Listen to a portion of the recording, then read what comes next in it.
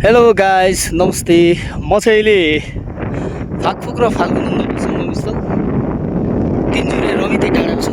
यहाँबाट सबै ठाउँ देख्न सकिन्छ।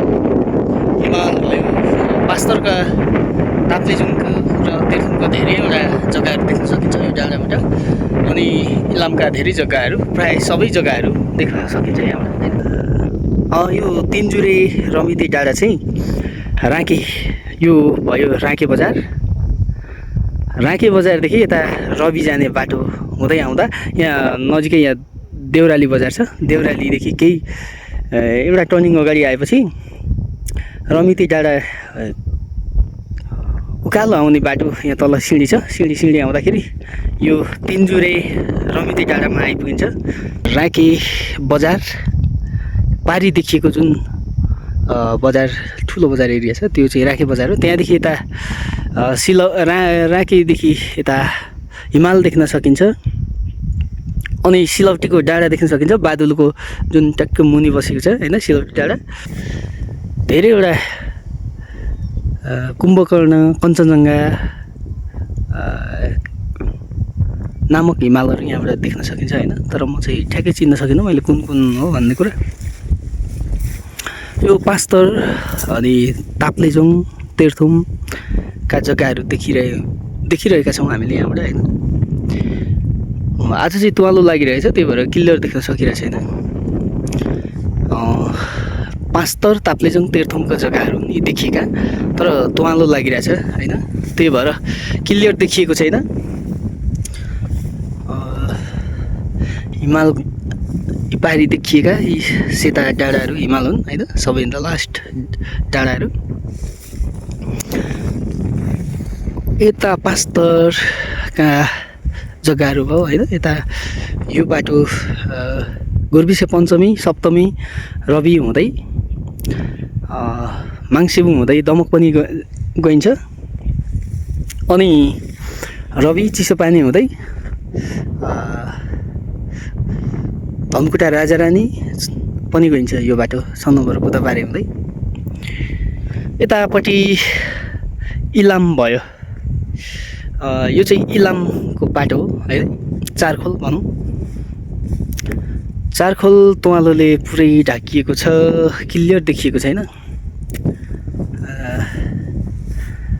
यी पारी देखिएका माङमालुङको जङ्गलहरूको भयो होइन। के तल गजरमुखी छ, गजरमुखीको माथिका डाँडाहरू, इबाङ भयो, ती डाँडाहरू, चत्तुरी डाँडाहरू भयो होइन। मान्छेभन्दा अलि माथिका डाँडाहरू। यो यहाँ चाहिँ कोलबटे सिरान भन्छ है, कोलबटे सिरानको डाँडाहरू यिनीहरू होइन, कोलबटेका डाँडा भनौँ होइन। यहाँ चाहिँ पर फुस्रे डाँडा पनि भन्छ, यहाँ पनि उच्च डाँडाहरू छ। यहाँ तल फलाटे बजार पनि देखिन्छ, यहाँबाट नजिकै छ फलाटे। यो चाहिँ फलाटे बजार हो, यहाँ नजिकै छ होइन। यहाँबाट पारी मङ्गलबारे बजार पनि देखिन्छ है। यो देखिएको बजार चाहिँ गाइस यो मङ्गलबारे बजार है, मङ्गलबारे बजार। अनि यता हुँदै आउँदा यता डाँडाहरू भयो होइन, चमैदा भयो। अनि यता फेरि राँके नै आइपुग्छ डाँडा। रमाइलो ठाउँ छ है यो फाकफुकथुम र फाल्गुनन्दको सङ्गम स्थल तिनचुरे रमिते डाँडा हो भाइ। तपाईँहरू पनि आउनु होला कुनै दिन यो ठाउँमा घुम्दै। यता म फेरि पनि तपाईँहरूलाई हिमाल देखाउँछु। पास्तर, तेह्रथुम, ताप्लेजुङका जग्गाहरू अलिक मधुर देखिएको छ, टाढा छ होइन, धेरै पर्छ।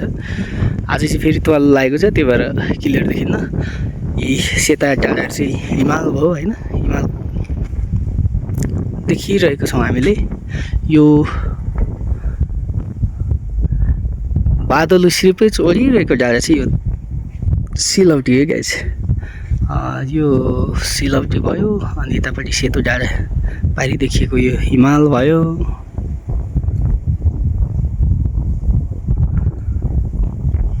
फेरि घुमेर आउँदा यहाँ माथि बादलको मुनि ठुलो त्यो जङ्गल देखिएको छ त्यो कुइभिर भन्छ कुइभिर यो कुइभिरको एरिया हो होइन त्यहाँ नजिकै सुके पोखरी पनि छ राखेको शिर पर्छ ती सुके पोखरी त्यहाँ यो जुन मुनिबाट यो जङ्गलै जङ्गल यो ठुलो गाउँको बिच भएर गएको खोला निबु खोला छ निबु खोलाको शिर पर्छ सुके पोखरी चाहिँ कुइभिर पनि त्यहीँ पर्छ ठ्याक्कै यो देखिएको टप जङ्गल चाहिँ